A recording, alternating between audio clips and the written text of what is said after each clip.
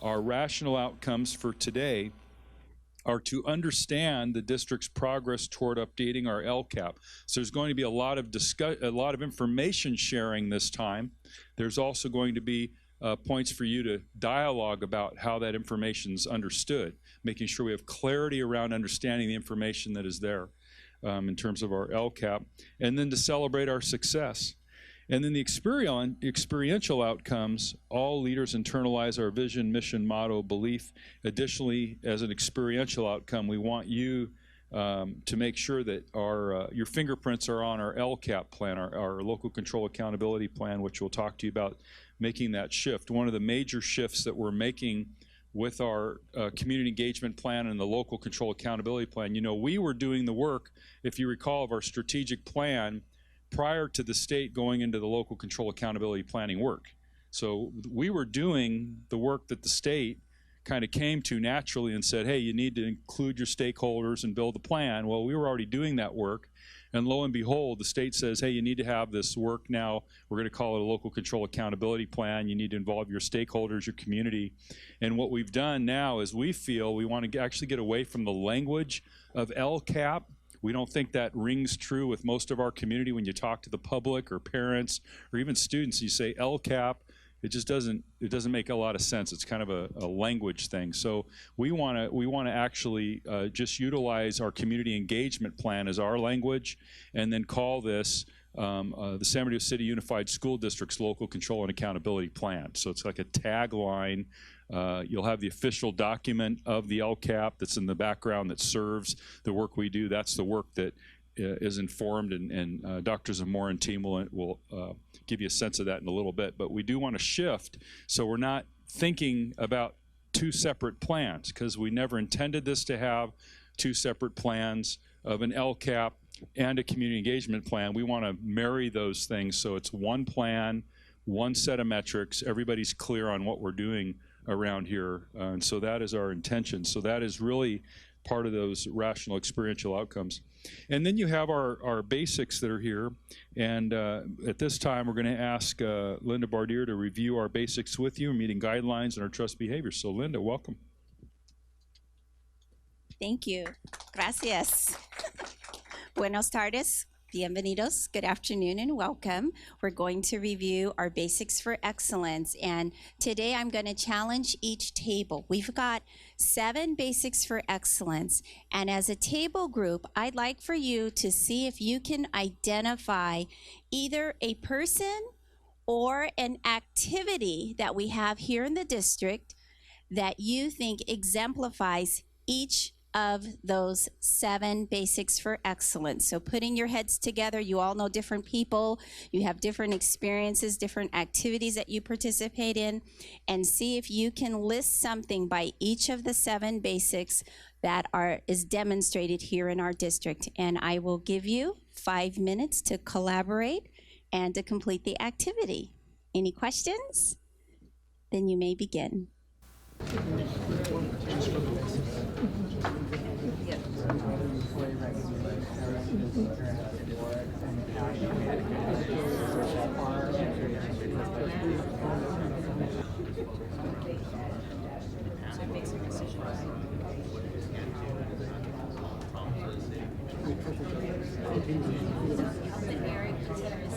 Service came as far as acknowledging them and putting it together and just showing them that we appreciate all the things that they did for us as far as donating to. We've kind of run out of our time, so I'm going to actually pass the microphone. So listen very carefully to the one basic for excellence and the one example that each table is going to share. So I will start here at this first table. Samer? Hi. We talked about the work that our departments do to support the school district functions. Basically, we in facilities build schools, and we talked about the new school Pacuma that are trying to open soon in August, and how great that school is and serving the sense of purpose. Then after we took a look at all these functions that we do, they all pour into one direction basically, and they all serve all the basics for excellence. from putting our heads together to achieve the results we want, the level of service we provide, each one of the departments here, the sense of purpose that we do basically, the positive passion, that's what keeps us going in that direction, the emotional commitment towards the students and the goals that we need to achieve, and the parameters of trust. If we don't trust each other, we wouldn't be able to achieve these results basically. And the professionalism, the product and the way it looks and the level of services and the professional way they were delivered. So actually they all apply to all the services that these departments are doing sitting around the tables. So I'd like to give them a hand for all these people. Thank you so much. And we're just going to give one example, and we're passing the microphone, so I'm going to pass it to Dennis. All right, excellent. We decided to choose parameters of trust, and this is for Dr. Marsden for being able to show us that. And I think it really transcends the district, and everything I'm involved within, it's actually happening. So appreciate it. Round of applause.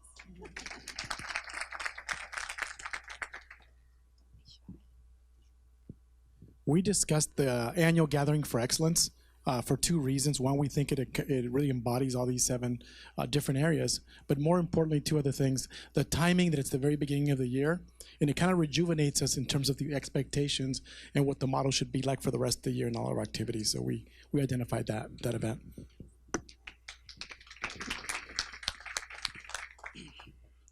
What we talked about was professionalism as far as the churches that have donated to our school's programs, and we provided them with a luncheon just to show our appreciation the past week, so that was a good experience.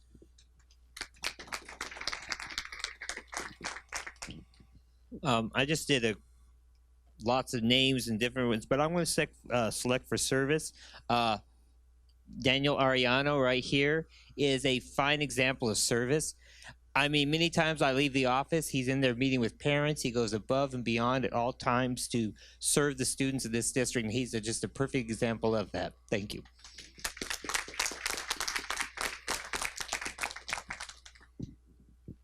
We also talked about service and positive passion, and we thought of an individual that exemplified both of those basics. And we thought about Eric Vitier, our safety officer, who goes over and above with his Twitter messages. Whenever there's an incident, he's there in a jiffy. You never have to ask him. He just shows up. He shows wonderful initiative, commitment, and he really is a great example of what we should all aspire to be in our commitment to making the district great.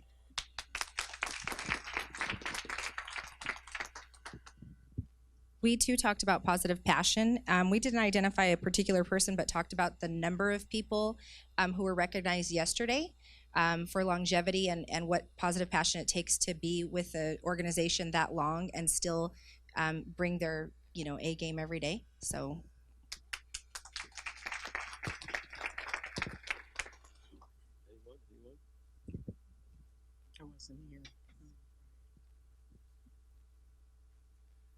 I think that we talked about a lot of folks in general. I mean, we got Debbie Love, who won the Golden Apple Award. So obviously she meets all that criteria. And one of my favorite people who I don't see in the audience here is nobody has more enthusiasm, I think, than Ray Culberson with what he does for the students. And so I would say Ray Culberson.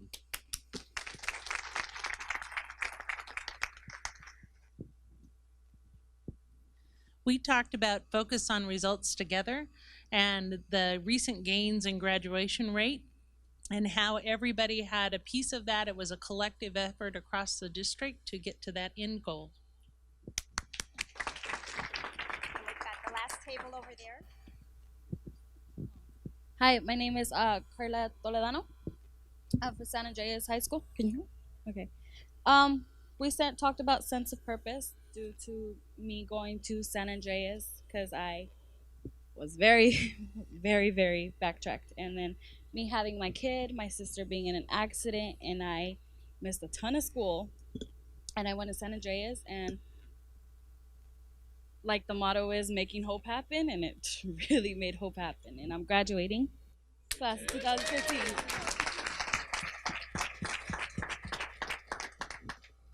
We will totally end on that note. That it's why we do. You're the why.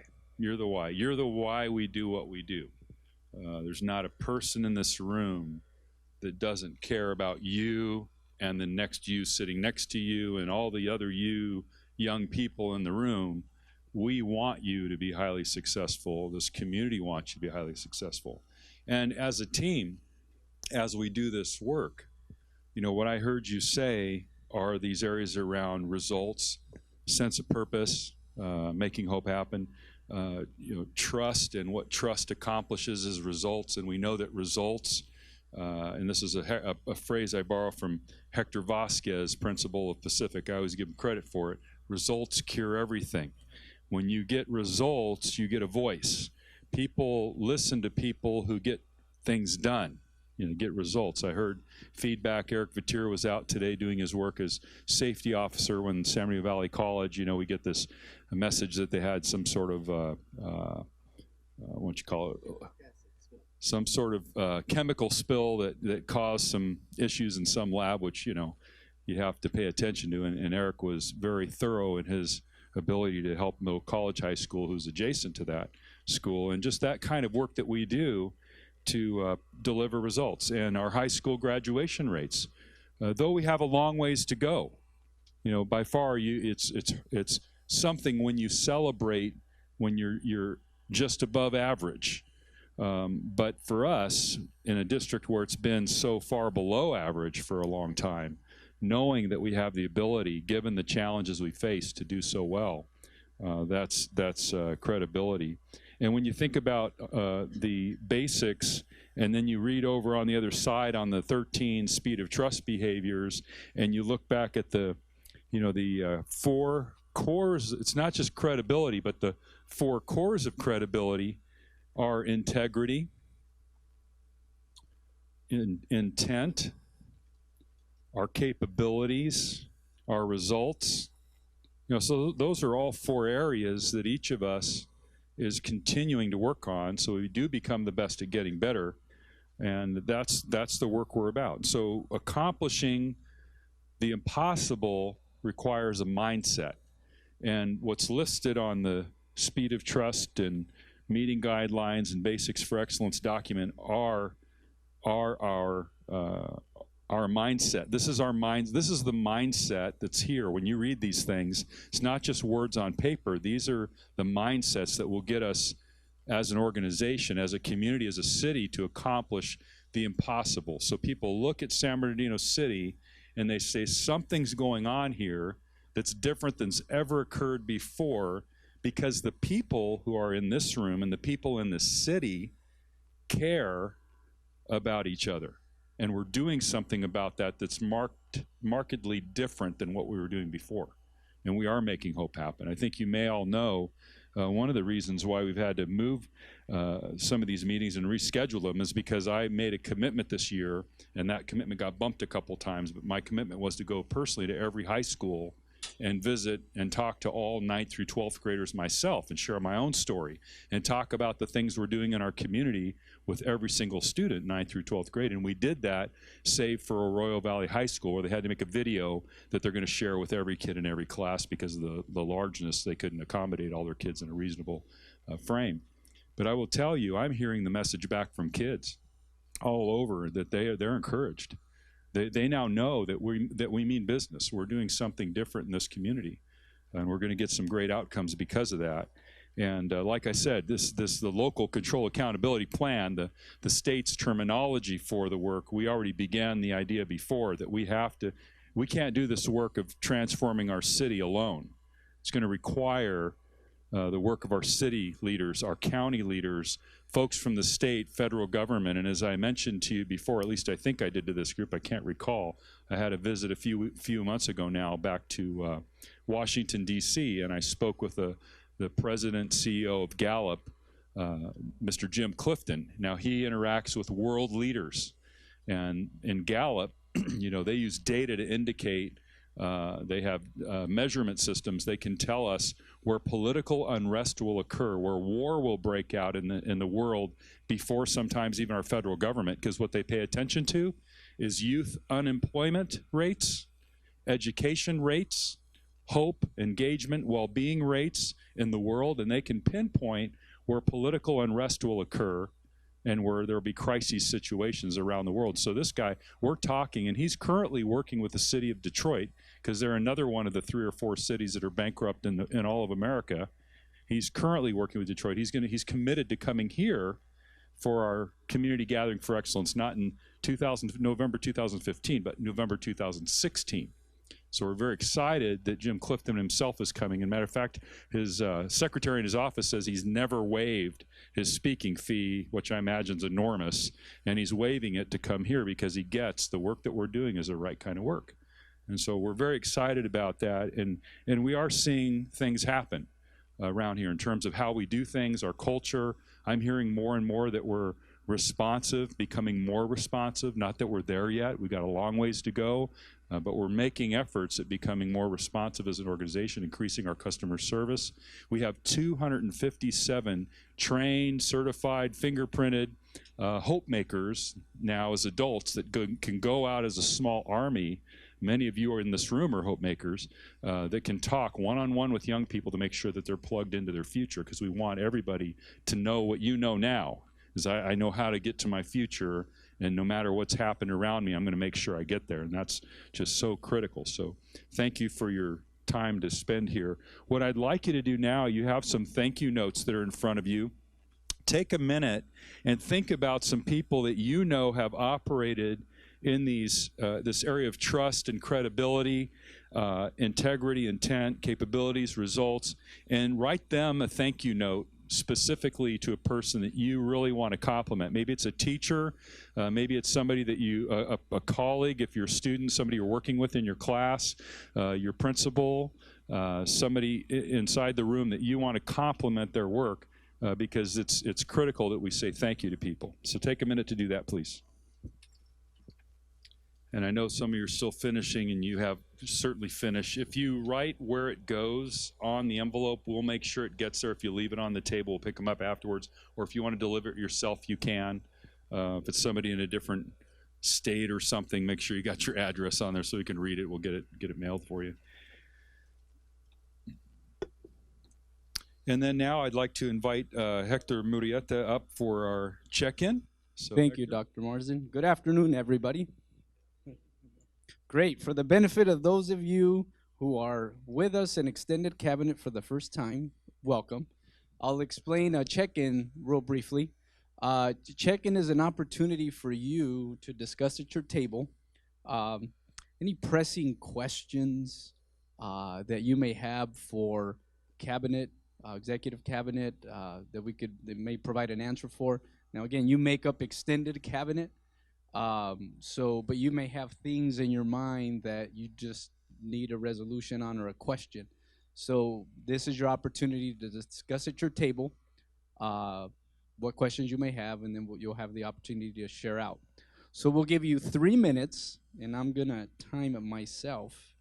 So we'll give you 3 minutes to discuss at your table, and then we'll come back and we'll give your table an opportunity to share out any check-in questions you may have. 3 minutes. Go ahead and begin. Thank you. Okay, if you can start wrapping up that comment or conversation, we'll bring you back and give you an opportunity to share out. For any of you that want to share out your check-in question. Is this annoying enough?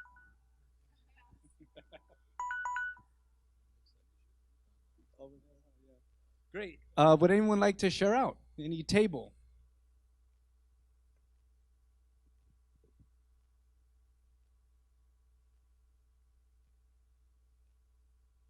This is a teaching strategy, by the way, where you give processing time. So I will give you processing time.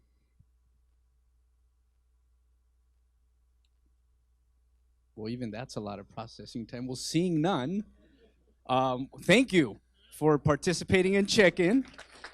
And up next is our open agenda LCAP update. with Dr. Zamora. Yeah, and just before Dr. Zamora comes, just to frame, a conversation at our table. When you begin to build systems in place, we start to get the check-in when you, as Hector described, when you walk in this room, sometimes there are just big things that happen that you got to talk about it, right? They're just big things that happen. So there's these breakdowns that have occurred, and they need to be out there. And one thing that we've observed as a cabinet, and I may have mentioned this in this group, I can't recall, and that's why I'm mentioning it again, is when we have a pure system of governance and all the things are going on, and you got clear governance and policy, clear leadership practices, operations are smooth and aligned, customer service is going fantastic. You walk into the Ritz-Carlton, for example, you got customer service that's fantastic. You go into some operation that they have going, it's just stellar, it's perfect, right? It's fantastic. The leadership is great there. You interact with the manager and things get done if you have an issue. And then you've got a governance structure of some sort that makes sure it happens consistently at every Ritz-Carlton hotel, if you're following me. Well, when we have these breakdowns in customer service, what happens a lot of times is people that are supposed to be engaged in levels of work here sometimes have to get involved in things that are here. Or if there's a breakdown in operations, same thing. Sometimes people have to get involved in these things and divert their energy from these governance and policy issues to these operations or customer service issues. And same thing here. A division of our energies occurs when we have folks there's causing a breakdown in customer service where operations aren't working well.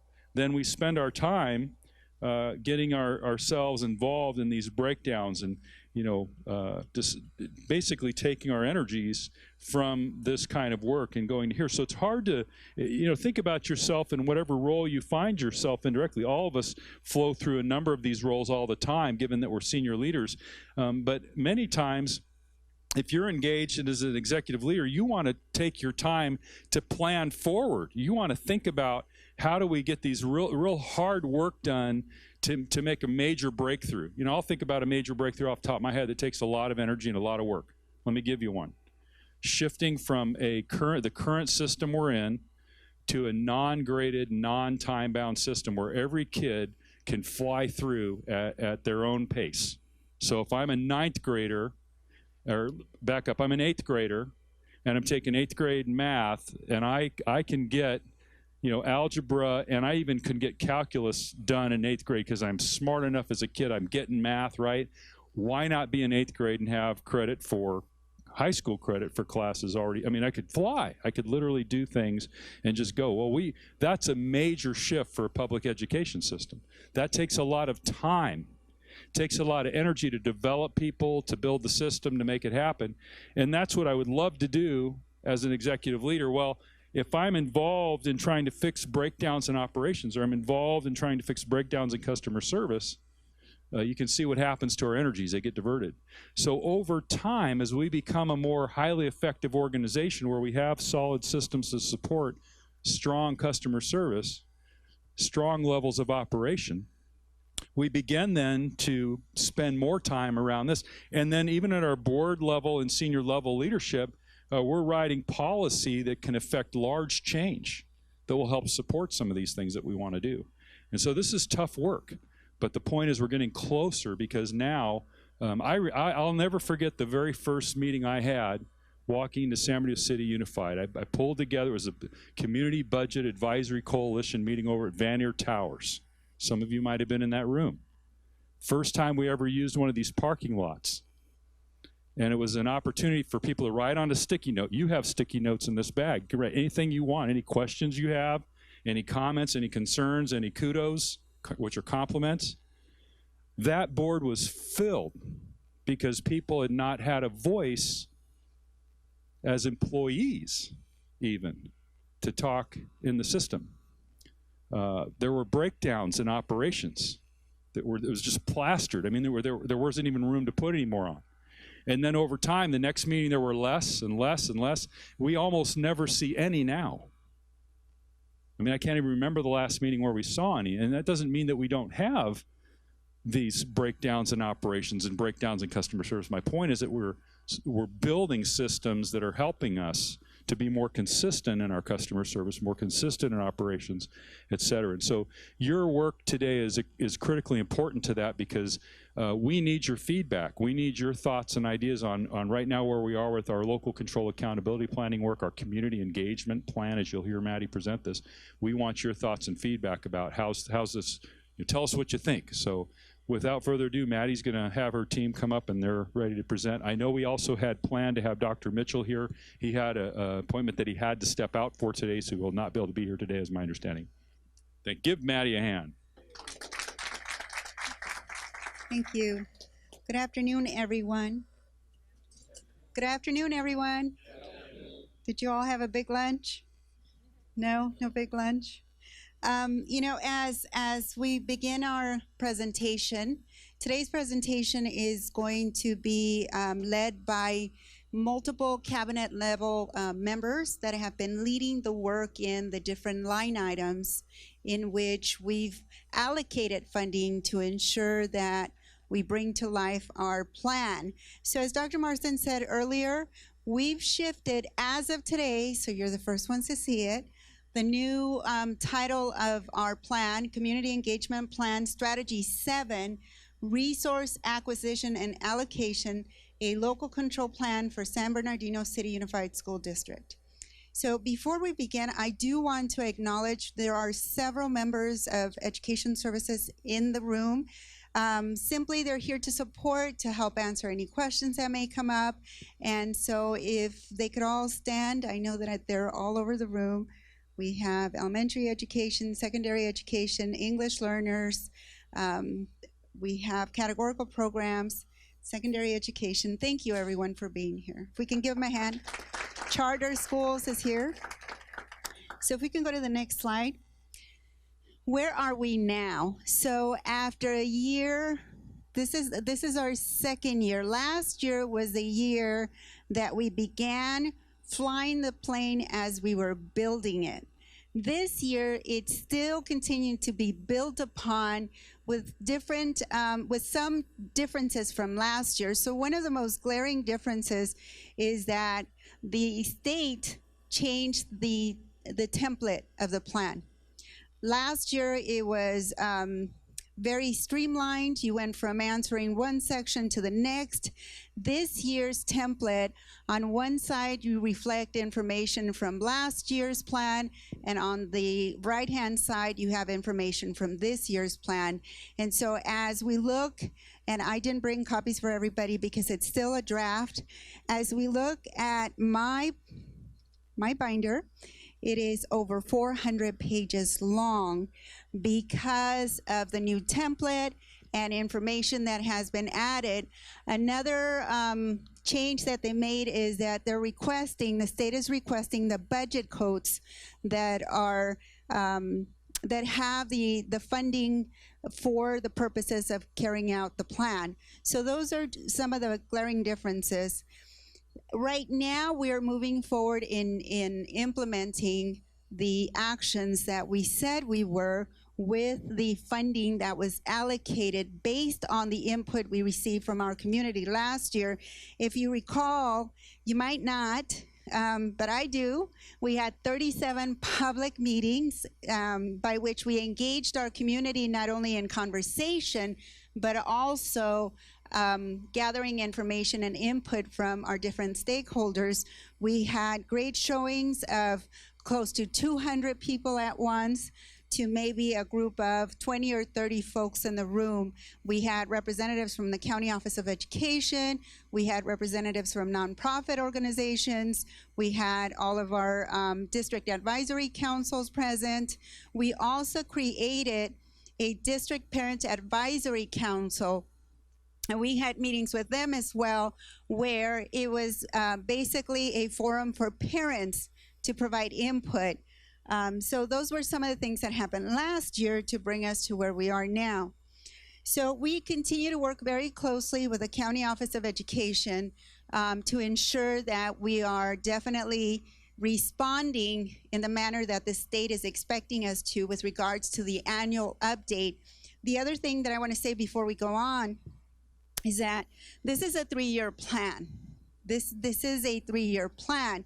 It does not mean that we cannot tweak, modify, adjust. What we do want to remember is that many of the goals that we set out for our students this year would be a baseline because of the first year of the new standardized assessment. So in some of the goals, we're waiting to see what those outcomes will be, and we will set baseline levels. You can go to the next page. What have we learned? We learned a lot. These are just 3, but we learned a whole lot about the way we do business now. And having been a school principal, not too long ago, 7 years ago, I was still a school principal. I remember that my parent advisory groups were perhaps not as large as they could have been. I know now that we were doing things differently. I hear our principals sharing these wonderful things they're doing. And I think to myself, wow, I should have done that when I was a principal. Or why didn't I do that? So back then, what we relied on was trying to get a small group of parents to be part of the process. And if you can imagine, I had 1,300 kids. So with the possibility of having hundreds of parents come. That really didn't happen. There was always a good group of parents. However, I did not have 1,300 parents at these meetings. And now our principals are doing so many strategic activities to get parents to come. Some of the examples are they're doing awards at the same time so that they have a captive audience. Basically, you want to wait and see your little one perform or receive an award, and you do it at the same time. You get input from the parents. We're sending surveys home for the students to bring back, and those return surveys have a piece to them that goes into a raffle, so we're getting a lot more. The principals are getting so creative in really reaching out and personalizing how we invite people to be at the table with us. Are we perfect? No, we're not perfect. I believe that we can always get better. We also learned that everything that we provide to the community needs to be translated in the 2 languages that we support. We also learned that it's better to go slow and steady than to rush through this process, because rushing through the process will get the work done, but does it really engage the community as active participants? And sometimes when you involve those that are affected by the decisions we make, it takes a lot longer. It just does. Even if you're at a site, you involve your teachers, it will take you a lot longer than making a decision by yourself in 10 minutes. We learned that flexibility and sensitivity are important. What are the needs of our stakeholders? Again, we translate everything. We're having also meetings in the morning in Spanish with translation into English, meetings in the evening in English with translation into Spanish. So those of you that want to improve upon your Spanish, you should come in the morning and see how much you can understand. But we can always throw you a lifeline with a headset to translate. And the last bullet, we learned that communication is very important and that we need to improve upon that. We know that we did not do an excellent job in communicating and that we need to improve upon that as we move forward. Every meeting, every opportunity that we take to speak to small groups, big groups, individuals, we need to communicate better our process, our outcomes, and our next steps. So the first slide is mine, and this is a line item where our Board of Education allocated $7 million to purchase Common Core textbooks in math this year. Now, it says 7 million, but it was more than 7 million. What we did was there was a previous fund for instructional materials, and that's where we added to this fund to ensure that we purchase materials K-12. We had an extremely successful textbook adoption process with a lot of support and collaboration from SBTA. I do want to acknowledge Mr. Robert Rodriguez for that. So that's that account has a 0 balance. For next school year, we're looking to allocate funding to that same line item to go through the process for the English language arts adoption. Next slide is Mr. Murieta, and he's going to speak to us with regards to the innovation grants.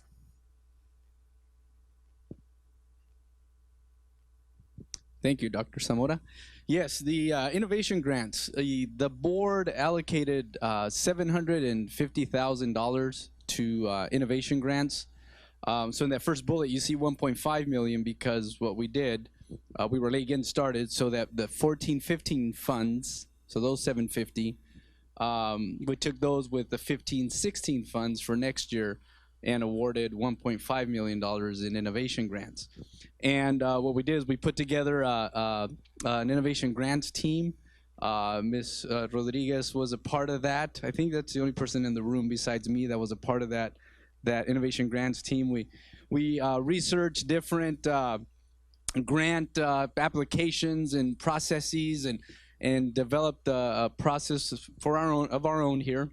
And we awarded 22 projects ranging from $200,000, the individual projects, down to $7,500. And actually we have one of the recipients of the grant right here. And if we had time, I'm sure he could go into his project. But it was a great experience just seeing all that, the creativity and the innovation out there in the district, and the opportunity that the board had to fund these projects. So the implementation year for each of those projects is next school year. So again, even though some of the projects were for 14-15 funds and 15-16, the implementation year for those projects is next year. And the grant team will support the grantees in meeting their grant outcomes, because in the application process, as with most grants, if not all grants, you need to state outcomes that you expect with the project that you're going to implement. So we're going to be supporting them throughout the year, and also grantees will update the board because again, the board set aside these funds for these projects. They want to know how things are going, and again, if the grant outcomes are being met. So they will report out to the board. And we'll make sure that certainly everyone here knows when that will happen, so you can see how these projects are playing out. Are we going to do questions now or towards the end? Towards the end? Okay, so it looks like we'll hold questions towards the end. And I want to thank you for the opportunity to share this information. Thank you. Thank you. On our next slide, we have the visual and performing arts. For this expenditure, for this line item, we had $500,000, and I am very excited to say that our team was able to, with the collaboration of a group that came together to talk about the needs of our visual and performing arts, we did expend close to the $500,000. I believe we have $8,200 left. That will be carried over for next year. And what it was spent on was purchasing of equipment and repairing equipment as well for all of our schools, as well as supporting the strategic plan. Again, any amount, including these $8,000, will be carried forward to that same line item next year. Next year, we're very excited to say that our VAPA strategic plan will come to life. We foresee a lot of the funding in this line item, bringing that plan to life. And so it's not just about music, it's about all of our arts and ensuring that our kids have opportunities to engage in these. Dr. Volkemer will share about the line item supporting our sports. Good afternoon, everybody. So we had the sports line item that the board approved for $500,000, and actually this was timely because we had started an athletic strategic planning process earlier this year, and we made a conscious decision because the condition of our athletic fields and equipment is not where we'd want it to be, and we made a conscious decision because there are many, many, many needs in our sports programs. We made a conscious decision to allow our athletic strategic plan to be done, and that would guide our expenditures. So we didn't spend any money this year, but that was a very conscious decision. So that entire $500,000 will roll over into 15-16 and become $1 million with the $500,000 that was allocated last year. But it will be directly tied to the athletic strategic plan, rather than have that group in one meeting decide how they were going to spend $500,000. We decided to be strategic and say, let's get that plan done. We included a number of different people from the community, Cal State, San Bernardino Valley College, business people, parents, students. A lot of people had their hands on this. We're still actually in the data gathering. We have one more piece in the data gathering process. We will be done by June. Then we'll have the plan, and the plan will guide our expenditures from there. Very easy to spend $1 million in athletics, but I will share with you some early wins that we've already experienced. Each of our high schools, our large comprehensive high schools, will get a new all-weather track. Yeah, give that an ooh and an ah.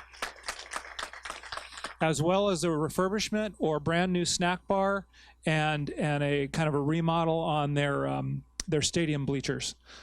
Desperate needs in those areas, almost to the point of having some small safety issues. And so we looked at different sources of funding. This is coming out of our bond.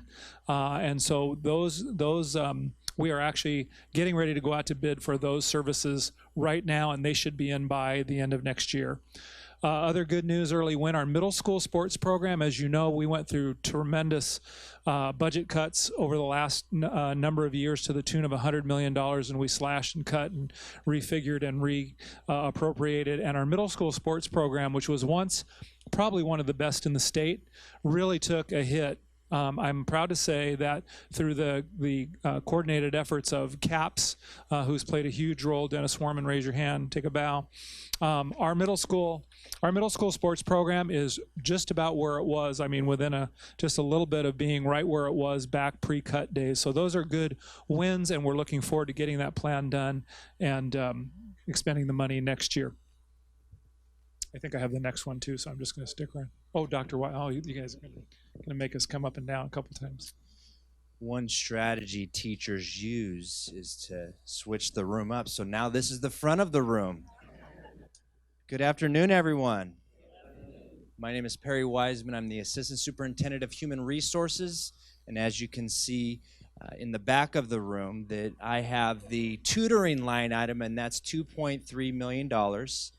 And we actually, through some negotiations with the teachers union, we surveyed all of the school sites to see what types of programs they have going on at their school sites. And it is all over the board. Some are really focusing heavily on the CAPS program. Some are using some site monies to do some intensive instruction. Some individuals in school sites are doing some Saturday academies. We have summer school coming up, so it's all over the board.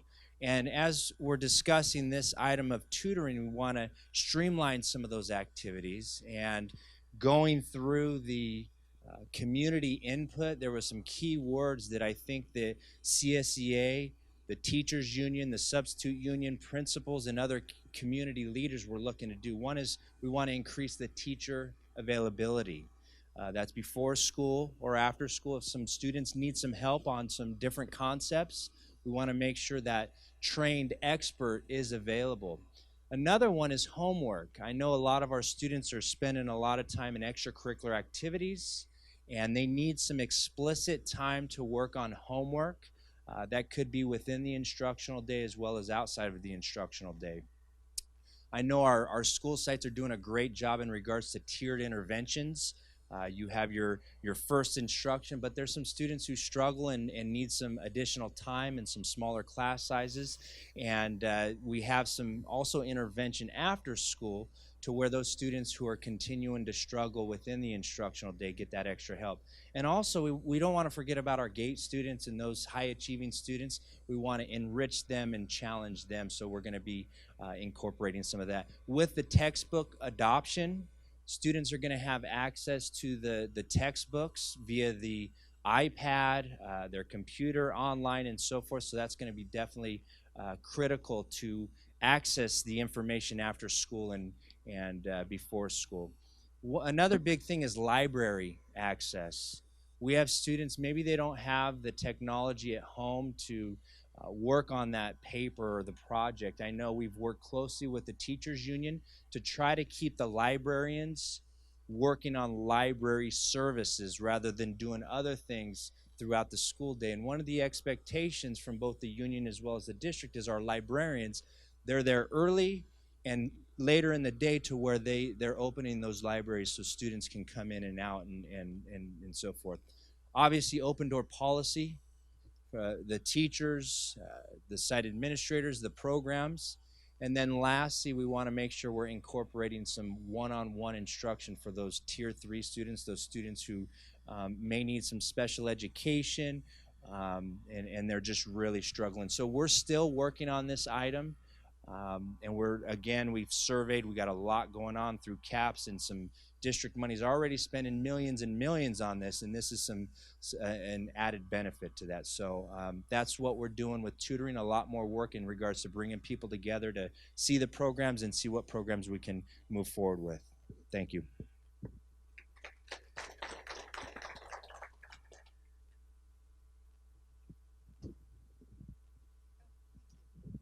Thank you.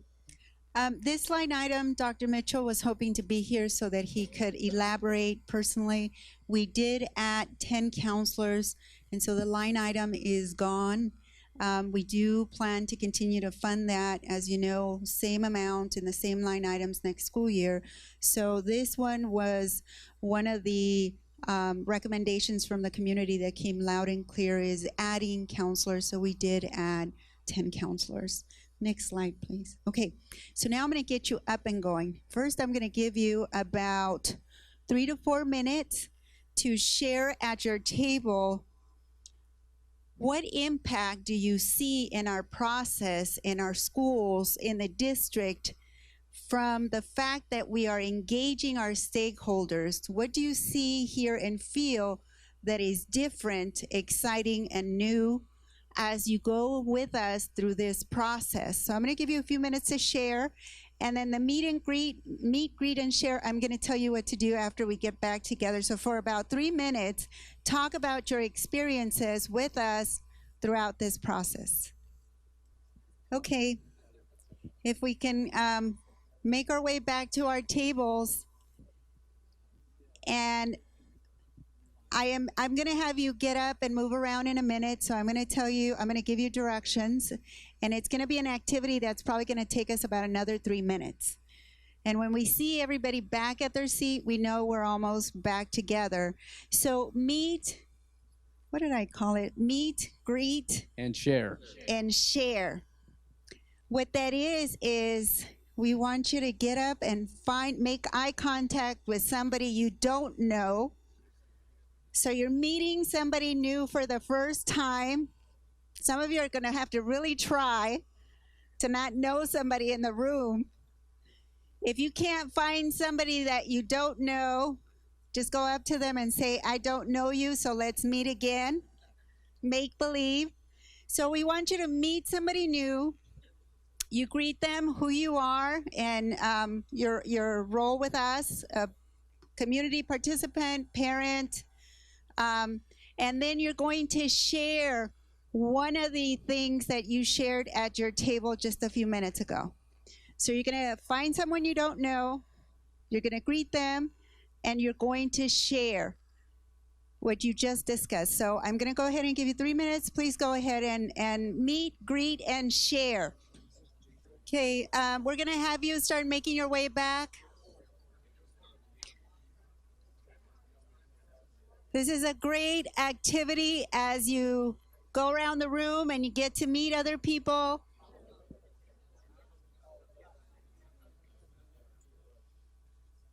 And sometimes you're just getting reacquainted. You're not really meeting somebody new for the first time.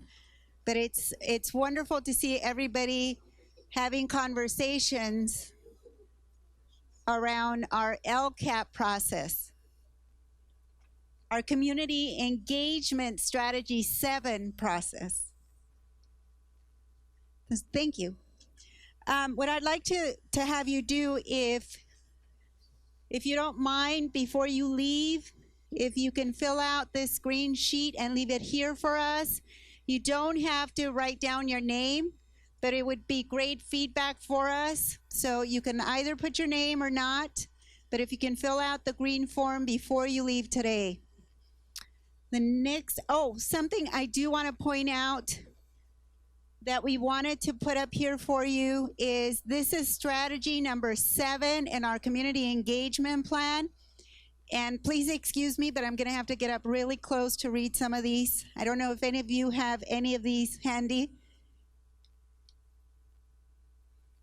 We will aggressively acquire and properly allocate resources aligned with our mission and goals.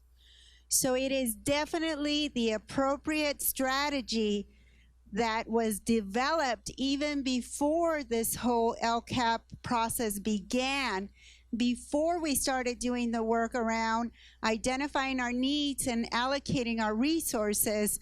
This is the work you had all done, and some of you can actually see yourselves in the pictures. So that's wonderful. I don't know if Dr. Marston would like to add something to this slide. A system 7.3 is a system with checkpoints will be put in place to assess resource allocation of general funds to ensure resources are spent on programs and activities that are successful and aligned to the district mission. If that doesn't sound like what the legislators came up with as law that now governs every district, right? And then Plan 7.4 provide teachers, site administrators, parents, and students a means to voice their input for resource allocation instructional needs. So exactly what we came up with in our own community is what our state legislators and lawmakers said, you need to do these things.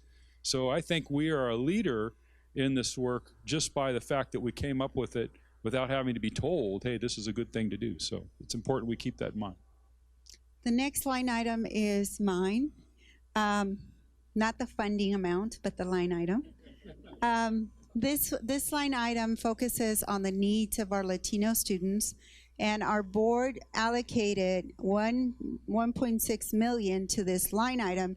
Throughout the school year, we've had meetings with our community stakeholders to identify areas of priority. There was something that is taking place right now, and that is we partnered with EdTrust West and the National Center for Urban Schools Transformation. They're actually doing a study, K-12 in 22 of our schools, on not only analyzing the rigor and relevance of the work that students are being given, but also the opportunities that they have as they go through the grade levels into their secondary education experience. We do put aside some funding for incidentals because we do have at times requests for substitutes and other items like that. This year, there is quite a bit of money that is going to be rolling over into next school year. In the summer, we have allocated, and it was another priority that came up from the community with regards to professional development. These are some of the areas that we can provide professional development in that will raise the rigor and relevance of the instruction in the classrooms and have a huge impact on the academic outcome of our kids. So we've allocated some funding there.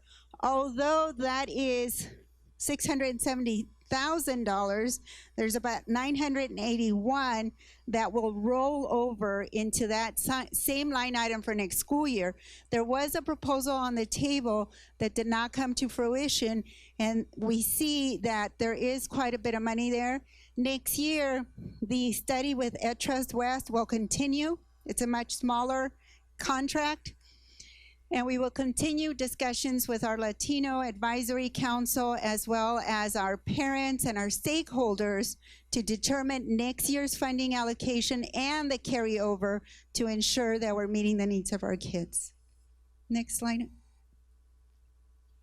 The next one is a line item that is for our English learners and our students that have been reclassified.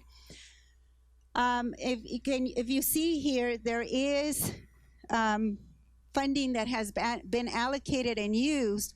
Where it says continued cost, it is non-personnel costs. So Professional development, it will depend on how much is provided every year. The funding will depend, and how many people go through the professional development. This year, we're working with the California Association of Bilingual Educators, and the cost of the contract with CABE is not up here because it was funded from a previous fund. However, we did have some incidental costs. You can see it there. We have a huge need for translation, not only verbal, oral translations, but documents. And so we've allocated some funds and contracted, as well as used our internal translators. The volume of translation is immense. It's just huge, because for every document that goes out to the public, it has to be translated. As we speak, this PowerPoint is being translated. And so that need to go to someone and say, we need this translated, is enormous for us, given that Spanish is a huge part of our community. We are doing a pilot with ELD benchmarks.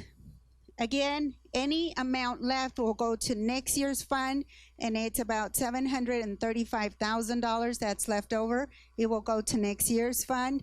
Next year's funding, it is slotted to add personnel to the EL department in an effort to monitor our English learners much, much more closely.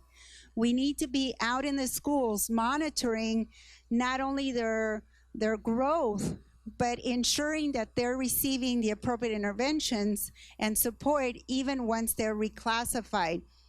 Ongoing costs are costs that do not go away. So the folks we bring on next year will continue to impact this line item. So personnel impacts the line item if they are contracted personnel.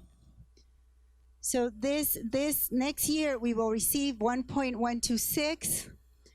In addition, we will carry over the 735. We do expect to use most of the funding in 2015-16 to ensure that we put very aggressive systems in place for our English learners. Gifted and talented, this is another area where funding was allocated. As you can see here, we're very proud, very excited, very proud, very excited to say that we are internally certifying 100 teachers in GATE strategies. They're being certified. They can go anywhere. We don't want them to leave, but they can go anywhere and say they are GATE certified. From now until December, it will be 100. Our goal is to have 100 every year. And another very audacious goal for our department is to GATE certify all 3,000 teachers. The strategies are not only good strategies for our advanced students, they're good strategies for all kids. They challenge them, they raise the rigor and relevance, they bring in new, exciting, and different strategies. So our goal for the future years is to certify as many as possible. So as you can see here, we spent most of the funding. We will carry over about $36,000. The next line item, I'm going to have Mr. Charles Brown speak to, and he's up here. Good afternoon, everyone. How's everyone doing? All right, just making sure you're up out there. In regards to the African American line item, through the partnership with our superintendent cabinet and our African American collaborative, through the work of our task force, they created some items of focus in regards to investing in student achievement. And so with those particular objectives, one of the issues were, not issues, but focus was investing in partnerships with community-based programs for wraparound support for our Pacific cluster. So that consists of about 6 elementary schools, 1 middle school, and 1 high school. So of that, the line item was for $488,020. And so with that, they have 5 contracts of consultants that go in and provide support to our students. So with Young Women Empowerment, which is a girls group, mentoring group, $25,000 there. For the African American Health Coalition with case management support for our families, $20,000 there.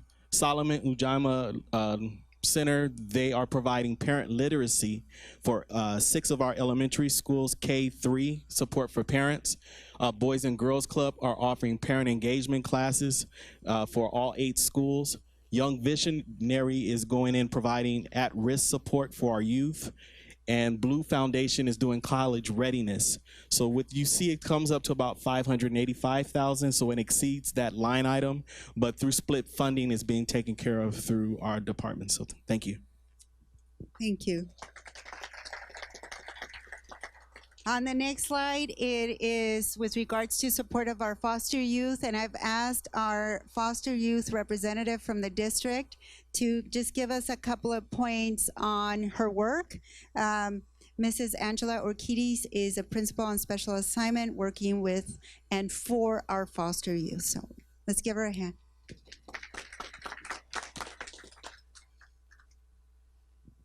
Thank you. I'm very honored to be able to serve in this capacity. When the state found out that my position was created, they told me that for San Bernardino County, we were the first district to create this position for our foster youth. So our district is amazing in what they do to support our students. First, my first charge was to find out who were our foster youth. And under LCFF, there is a specific definition for the foster youth that come under that definition. So we have about 424 students in our district. We are the largest district. We have the most kids, foster youth, in the entire county, our district does. So we have a huge amount of work ahead of us. But the amazing thing is that these kids are now identified as a subgroup, which is long and, greatly needed. These students are our lowest performing subgroup of students. They move around a lot. So one of my main charges is to make sure that every site has that one constant, stable person that these kids can go to for support. I will be that person at the district level. I've been collaborating with county agencies, our community agencies, and our nonprofits to coordinate services for our students, and working currently with our counselors and our registrars to look at the legislation that's in that has been created to support these students, to make sure that we are in compliance with ensuring these kids have all of their rights, and that we are advocating for these students. So been in this position for about 2 months now. I have learned a lot, but I am very, very grateful that our district is making this a very big priority. So thank you. Thank you. Our next slide, Mr. Murieta is going to, what is it called? Pinch hit? Yes, I'm going to do a very bad Dr. Mitchell, I'm sure, but I'll give it my best shot. Yeah, he and I initially worked on this together, and it completely switched over to his apartment. But yeah, the board had set aside $1.3 million in parent involvement and engagement. And over the course of last year, we held several meetings, many meetings, to hear from our parents and stakeholders as to how they could see these funds invested. And as you can see from the top, we at the last month, one of the last month's board meeting, I think the second one, the board approved a family engagement director, or family engagement center, you see here. So I'm kind of addressing both bullets there. And so we're expanding the enrollment center to a family engagement center, which will include many more services than just enrollment. We're going to continue to emphasize the customer service for enrollment at the sites. And the board added staff to assist with enrollment. And this was action taken in the past to the tune of $1.6 million from the general fund. So this 1.3, and this is something we stress to our parents and stakeholders at the meetings, that clearly 1.3 won't cover all of our parent engagement needs. This is just an LCAP portion of that. And with the establishment of the Family Engagement Center, you see that we're going to have hubs, what we're calling hubs, at the cluster high schools integrated with the middle and elementary schools. We heard that loud and clear from our parents that we need centers, hubs at our schools so that parents can go and receive services, get information and such. But again, we have 74 schools. 1.3 million is clearly not enough to establish all the schools. So we're going to start with the high schools. And again, this is to stress as well that this does not do away with or preclude any of the work that's already happening. There are centers and hubs already at some elementary schools and middle schools. Those will continue to exist. This will simply expand on that work. There'll be a parent university, which will offer orientation, navigation, leadership and employment information. And programs and pathways, you'll see there the Language Assessment Center. Again, that's going to continue to operate. Program placement, as in our bilingual programs. Pathway information as well. So since we are going wall-to-wall pathways, parents have a lot of questions around that, and we need to do a much better job of instructing our parents on how pathways work and what they are. And lastly, we're going to explore the opportunity of having a 24/7 call line where parents or a family that's new to the area, or even if they're not new, but if they need information at any given moment, they would have this opportunity to call this line, like a customer service line, if you will, but for educational needs in our district and community. Thank you. Thank you. And something I did not mention in the EL line item, we are funding out of the EL line item a full-time coordinator for the Language Assessment Center. So there will be a full-time person ensuring that our English learners' needs are being met with assessment, placement, opportunities, and programs provided to the parents so that we are doing that much better in communicating with our community and giving them the options of what we offer. And the 24/7 line is great. Last year I met a firefighter who had just moved into the community, and he definitely wanted a lot of information about the schools and where to send his kids. So we do have people moving into our community. If you can go to the next line item, the Avid line item, $500,000. You can see here where it's gone. This year, we are providing seed money to 14 elementary schools that will be beginning their program for Avid or Avid program at their sites. It's the first year that we have 14 schools. 7 of them are in the Pacific cluster, and that whole cluster will now be Avid, and we were able to fund 7 more, so we're very excited. Our goal is to go wall-to-wall Avid sooner than later, and this will get us that much closer. So if you can see here, I believe we have close to $200,000 left over. That will be carried over for next school year, and we will continue our efforts to expand Avid, including an Avid program that is specifically designed for English learners. So we will be exploring those opportunities for next school year. The next line item, Dr. Mitchell was going to elaborate on this one personally, so we will get this information out to you as soon as we have it. So we will be emailing you some information with regards to this line item, and the next one as well. We will email you some information on that. We're going to share your thoughts, and we do want you to fill out the documents on your table because we want your thoughts and input. On this one, I believe it's actually on this one. And we want you to share your thoughts about the information you received thus far. And if you can share 3 points with us that you have clearly understood or are happy to take away and see that is part of our process. And if you have any questions, then you can discuss it at your table and then fill it out. I'm going to give you about 3 minutes.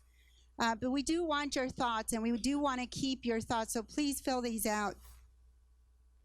I'm going to go ahead and pull you back. But definitely, please complete these and leave them on the table for us. So we can go to slide 21. Slide 21 is a line item that talks about the allocations to the school sites. So it was $6.2 million that went to our schools K-12. Out of that today, 90% of it has been spent. So they're doing a great job allocating and spending their funding. We know that we will continue to get invoices and people will continue to be paid until, I believe, isn't it June 30th, Janet? June 30th. So they have a little bit more time. Some invoices have not come in. So the schools are doing a great job spending their funding. They're doing a great job in engaging the community, and they're always striving to do better because we are the best at getting better. And definitely any funds remaining at the sites will be carried forward. We will not be sweeping those funds towards a district account. The next line item is for Dr. Volkemer, and it's around operational support.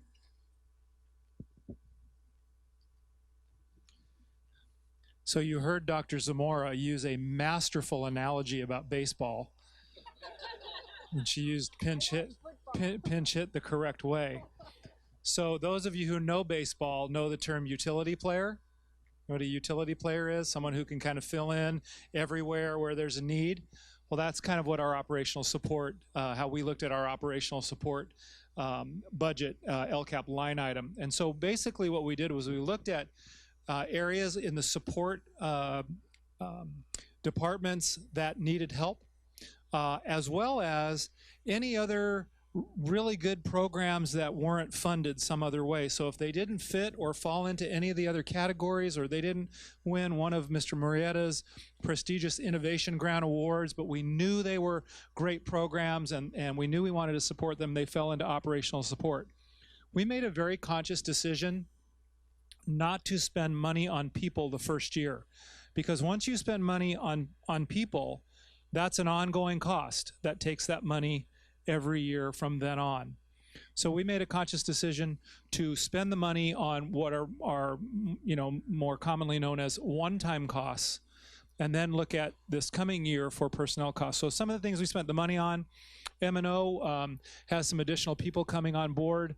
People in M&O need equipment to mow, cut, rake, et cetera, et cetera. So we spent $250,000 on equipment for M&O. And this goes directly to Dr. Marsden's priority on green grass and graduates. We want our buildings to reflect excellence. And this reflects that reflection. We had a need for some parent training up at Cajon High School in relation to not only training parents, but having parents become leaders and developing them as leaders. So we paid for that out of operational support. We're putting $100,000 toward academic competitions. This is something, go ahead, say that a little louder, James. Yeah, okay, you can do that. Yeah, this is something that brings great honor to our school district, and yet it hasn't been terrifically supported. And so we've allocated $100,000 to beef up our academic decathlon, mock trial, speech and debate, history day, et cetera, those types of events. We did have one ongoing cost, and that was a senior purchasing clerk. As you can tell by the amount of money that's being spent, someone's got to process all those requisitions and make sure that they're coming through on time and getting spent in the right way. And so we did, we purchased a purchasing clerk. That makes sense. That's, I guess, a purchasing squared clerk. Our cadet program, which is a model program in our school police area, needed some money, and so we put $50,000 towards that. We hired a new videographer in communications who is standing right there pointing the camera at me. Okay. He's an immensely talented person, but a videographer with no videography equipment doesn't do you a whole lot of good. So we worked with our videographer to get some additional equipment that will allow us to produce really, really top-notch videos. How many of you heard Teen Music Workshop? How good is Teen Music Workshop? Yeah, they are off the charts, right? And so we wanted to support that program and actually allow that program to be expanded. So we put some money toward Teen Music Workshop. We had some internet needs at Allred that couldn't be funded in other ways. So we're funding this is one-time cost for WAPs and Zaps and other apps that need to go there to make sure that the students, the staff have internet Same thing with our Common Core demonstration classes. We have some material needs for our Common Core demonstration classrooms. We put money there. Avid requisition fees. You heard Maddie talk about Avid expansion, so we're going to get behind that if needed. And then finally, we have San Bernardino High School qualified for a national competition.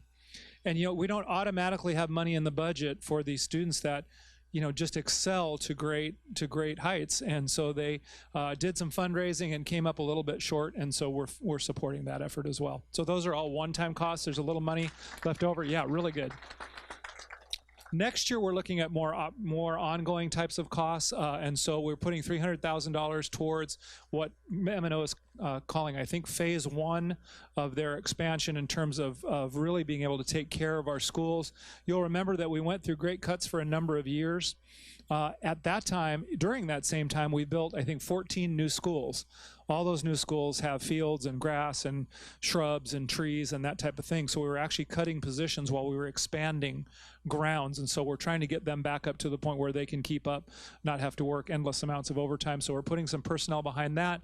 We've also upgraded, same concept, upgraded some custodial positions. These are ongoing costs. Dedicated groundskeepers for athletics, that should actually have an asterisk by it. That's one of the things that the athletic strategic plan is considering, and we're looking about going halves with that project. So this would be half, and then the athletic strategic plan would pay for half. That purchasing clerk carries on. And then we also are looking at, and that should actually be 50,000, not 20,000. Student voice is critically important to us, and we are, as you can see, we have student voices here in our extended cabinet meetings. We're looking to take that to a whole different level next year with some really in-depth work in terms of increasing student voice. We need a little money behind that for some various things. So that's where we're going to start spending the money. We have a little bit left over, not a lot, but we'll continue to meet and say where are those needs and how can we address them as they arise. Okay. Thank you. Our next steps, we have, we're required by legislators to update our plan annually. That means there may be small changes to it. That means there may be small additions to it. It is not revising it in its entirety, it's updating it. And we go through that process. We went through that process this year with multiple meetings with our stakeholders, with engaging people in conversations about how to allocate the funding and getting their input. On June 2nd, we will have a board workshop. A lot of this basically will be presented to our board, perhaps in a little bit more detail. You're welcome to come and cheer us on. And then we will have a public hearing, which is required. And the plan is to be, and I apologize it's not here, to be adopted at the June 17 board meeting. And reminder that this is a living document that we will continue to use to guide our work as we move forward in excelling as a school district for all of our kids. The next slide, yes, June 16, I'm sorry, June 16. The next slide goes together with, color is this? Orange? Salmon? The salmon color sheet. And basically we're asking you, how can we continue to improve upon our process? We want you to continue to be a voice. We want you to continue to be engaged. And please give us 3 specific, if you have more than 3, by all means, but I didn't want to give you 10 and then have you feel like you need to stay here till you have 10. So if you have more than 3, the more the merrier. We want to learn from our processes and improve upon these every year. So I'm going to give you some time for that, and then we'll answer any questions, and I'll turn it over to Dr. Marston. I believe that is 3 minutes. What I'd like to do is maybe our last slide is questions and thanking you. If there are any burning questions about any of these slides, we can definitely hand over the mic to the presenter. We know there were some slides in here that are in progress, and we will get that information to you as soon as possible. We will email it to you. So please make sure we have your email address. If you don't have any, I mean, you can always, there's a parking lot. You can put your questions on some of these documents if you wish. But does anybody have any specific questions about any of the information that was presented? Wow. Great crowd. Thank you so much. Thank you. We're going to pass it on to Dr. Marston. Yeah, someday we'll show that video of building planes in the sky. How many have seen that before, the video of building planes in the sky? It's an old, oh, we should have shown it. There's not a lot of people have. We'll make sure we get that out. One of the things, before I get into celebrations, I just want to mention to you, I go back, a picture in my mind is, I guess it's been almost 2 years or so ago, right before when the LCAP process was being discussed. The local control funding formula actually was being discussed up in the Capitol. Several of us large urban superintendents went up to the Capitol and we visited legislators. We talked to them. And we asked them specifically to support the idea of allowing districts to have local control.